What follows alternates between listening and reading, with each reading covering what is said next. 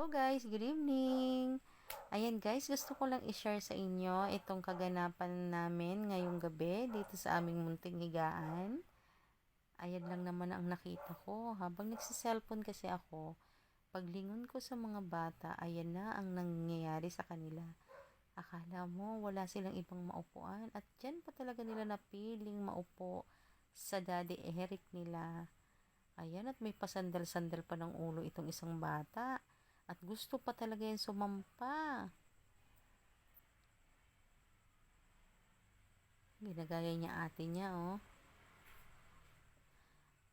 At hindi talaga siya makontento sa isang posisyon, guys.